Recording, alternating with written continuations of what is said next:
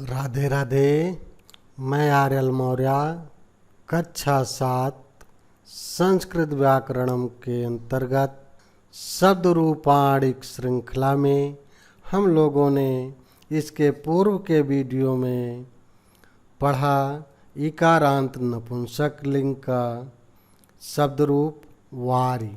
वारी शब्द का शब्द रूप पढ़ा, जिसके आधार पर हम वारी का तो पढ़े, वारी के साथ साथ हम पढ़ सकते हैं उसी के आधार पर सूची, सुरभि, अच्छी, अच्छ का तात्पर्य आँख होता है, अस्थि, अस्थि का तात्पर्य हड्डी होती है तो अस्थि, दधि, दधि का अर्थ आप जानते हैं दही होता है।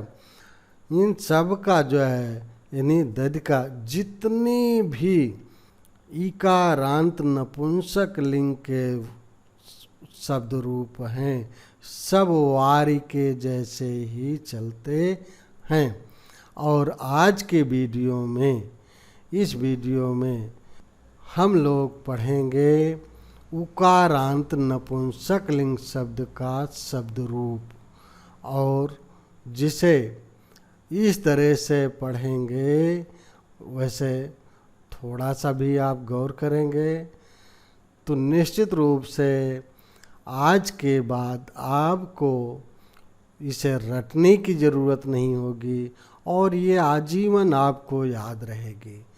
और हाँ, एक बात यह है, आप थोड़ा सा ध्यान देंगे तो आपको भी ये स्मरण रहेगा और आगे भी आप अन्य लोगों को भी बताते रहेंगे और बड़ा अच्छा लगेगा। ठीक है, थोड़ा सा देख लेते हैं।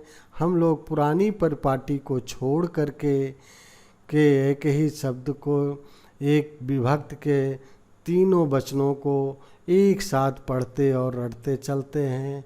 नहीं, ऐसा नहीं करेंगे। देखिए, हम एक वचनांत पढ़ेंगे। पहले एक वचन के सभी विभक्तियों का पढ़ेंगे, फिर उसके बाद द्विवचन के सभी विभक्तियों का, और फिर उसी के बाद बहुवचन के सभी विभक्तियों के शब्दों को पढ़ेंगे। तो चलिए, उकारांत नपुंसक लिंग मधु, और ये विभक्तियां हैं प्रथमा द्वितीया तृतीया चतुर्थी पंचमी षष्ठी और सप्तमी संबोधन, और ये एक वचनम द्विवचनम बहुवचनम। तो शुरू करते हैं। विभक्तियों को उंगली पर गिनते चलिए। मधु मधु मधुना मधुने मधुना मधुना मधुनी हे मधुया हे मधु। फिर मधुनी मधुनी। अब पहले ये देख लें एक वचन में कहाँ कहाँ समरूपता है। तो इस बात को हम पिछली वीडियो में भी बता चुके हैं कि नपुंसक लिंग में प्रथमा विभक्ति और द्वितीया विभक्ति, इनके तीनों वचन जो है यानी प्रथमा एक वचन और प्रथमा द्वितीया एक वचन के प्रथमा एक वचन और द्वितीया एक वचन के शब्द समरूप होते हैं।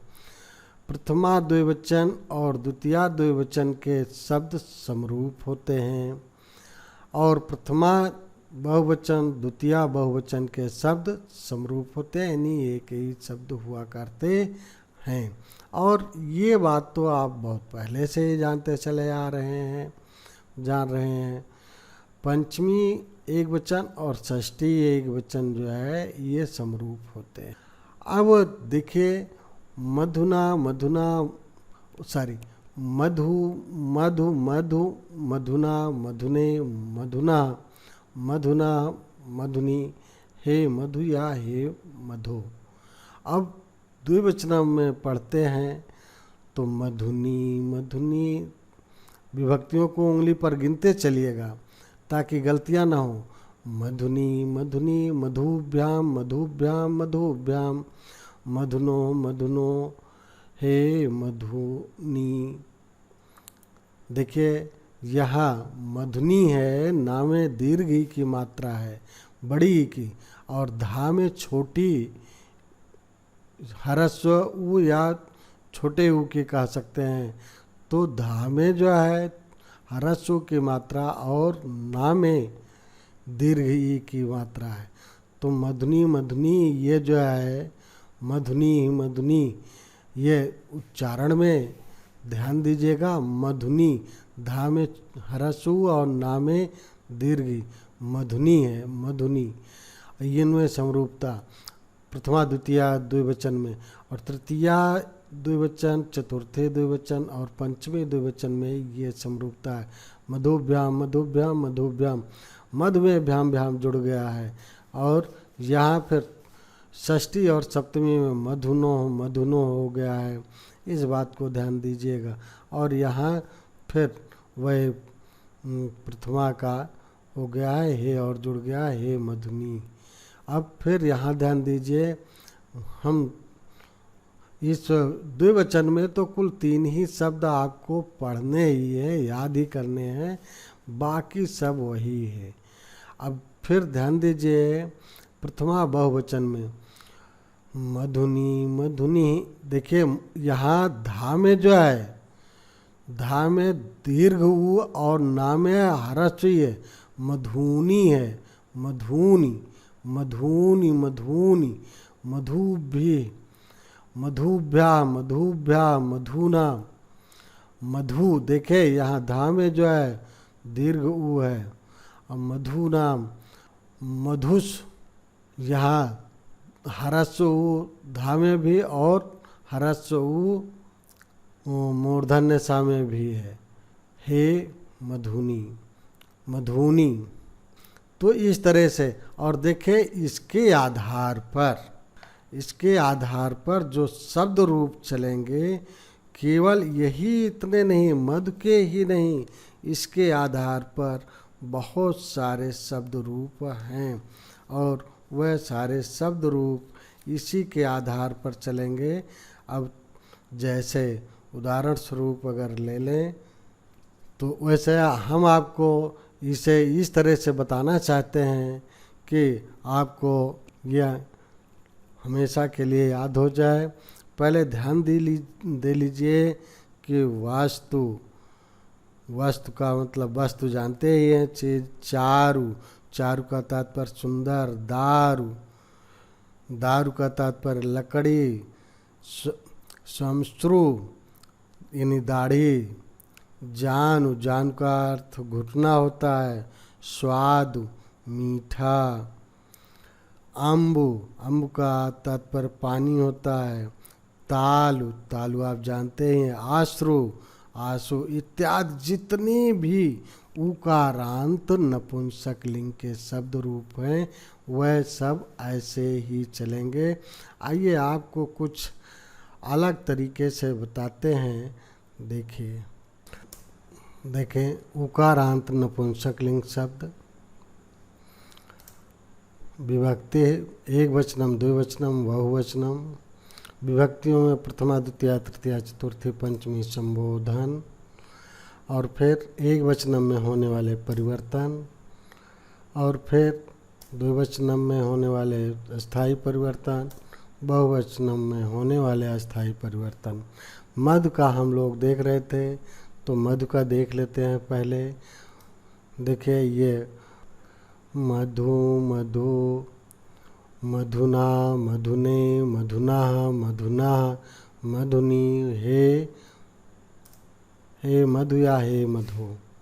इस प्रकार से अब ऐसे देख लेते हैं इसका द्विवचनम में। ये इस तरह से मधुनी मधुभ्याम मधुनो हे मधुनी। और इसी तरह से बहुवचनम में इस तरह से देख लें ये चीज़ें। अब यहाँ मधुनी मधुभ्या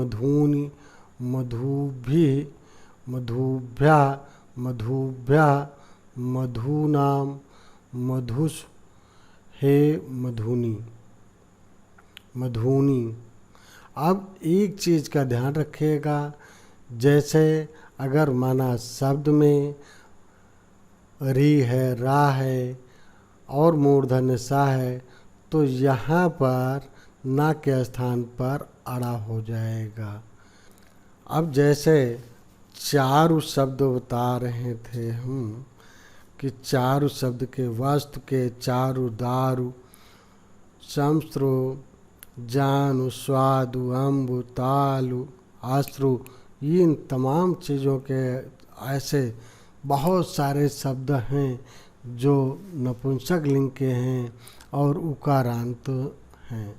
तो ऐसे शब्दों में यहाँ जिनमें रा होगा, री होगी, जिन शब्दों में मूर्धन्य सा होगा वहाँ यहाँ पर ना के स्थान पर अड़ा हो जाएगा। जैसे चारु का अगर पढ़ेंगे बनाएंगे तो यहाँ चारूणाम हो जाएगा। तो इसी तरह से देख लें, ये सारी चीज़ें जो है आपको बता ही चुके हैं। अब ऐसे हम तालु का देख लेते हैं। उकारांत नपुंसक लिंग, विभक्ति वचन, एक वचनम द्विवचनम बहुवचनम, विभक्तियाँ हैं प्रथमा द्वितीया तृतीया चतुर्थी पंचमी षष्ठी संबोधन, और ये एक वचनम के अंतर्गत होने वाले परिवर्तन, फिर उसके बाद द्विवचनम के अंतर्गत होने वाले परिवर्तन, और फिर बहुवचनम के अंतर्गत होने वाले परिवर्तन, और फिर हम तालु का देख लेते हैं। तालु का यहाँ हम बता दे रहे हैं। तालु का ऐसे ही जिस प्रकार से हम यहाँ बता रहे हैं ऐसे ही आप अन्य शब्दों के भी बनाने का प्रयास करिएगा। ये तालु का हो गया, देख रहे हैं तालु के एक वचन हो गए। अब तालु के दो द्विवचनम देख लेते हैं। ये तालु के द्विवचनम हो गए, और तालु के ही बहुवचनम देख लेते हैं। ये सभी तालु के बहुवचनम हो गए।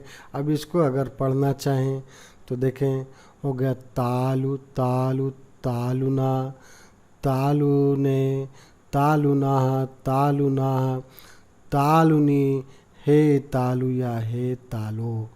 और देख रहे हैं इसमें भी प्रथमा द्वितीया के एक वचन में समानता है, और पंचमी और षष्ठी में समानता है, समरूपता है। और ये देख ही रहे हैं संबोधन में जो यहाँ प्रथमा में है वही शब्द है। तो यहाँ तालुनी, ला में देख रहे हैं हरसु है, और नी में ना में जो है दीर्घ ही है। तालुनी तालुनी, तालुभ्याम तालुभ्याम तालुभ्याम तालुभ्याम, तालुनो तालुनो, हे तालुनी। तो इस तरह से द्विवचनम हुए। और ऐसे ही ध्यान दें, देखें तालुनी, यहाँ ता ला में दीर्घ हो और ना में ह्रस्व ई है। तालुनी तालुनी, तालु भी, यहाँ देख ही रहे तालु भी, तालुभ्या तालुभ्या, तालुनाम तालुष, हे तालुनी। तो इस तरह से ये तालु के शब्द रूप रहे। अब ऐसे आपको बनाने हैं वास्तु, चारु, दारु, शमश्रु। शमश्रु का अर्थ दाढ़ी होती है। जानु, स्वादु, अम्बु, आश्रु, इन सब के आप इत्यादि जो भी आप बना सकें, जितने ज़्यादा से ज़्यादा एक उकारांत नपुंसक लिंग के शब्द रूप उतना अच्छा रहेगा, और आप अभ्यास कर लेंगे अत्युत्तम रहेगा। इतना हम जो है आपको फॉर्मेट दे रहे हैं। इसी के आधार पर ये सब है, इसके आधार पर आप ज़्यादा से ज़्यादा लिखने का प्रयास करिएगा, लिखिएगा। अब जितना अभ्यास करेंगे, ये आपके अभ्यास के लिए है, जितना अभ्यास करेंगे उतना ही अच्छा रहेगा। इस वीडियो में इतना ही। वीडियो को लाइक करें, शेयर करें, चैनल पर नए हैं सब्सक्राइब करें। सब्सक्राइब करने के बाद बेल आइकन ज़रूर प्रेस कर दें। बेल आइकन प्रेस कर देने पर मेरी वीडियो जैसे ही अपलोड होगी उसकी नोटिफिकेशन आपको तुरंत मिल जाएगी, और आप मेरी वीडियो सबसे पहले देख सकेंगे। तो जय हिंद, जय भारत।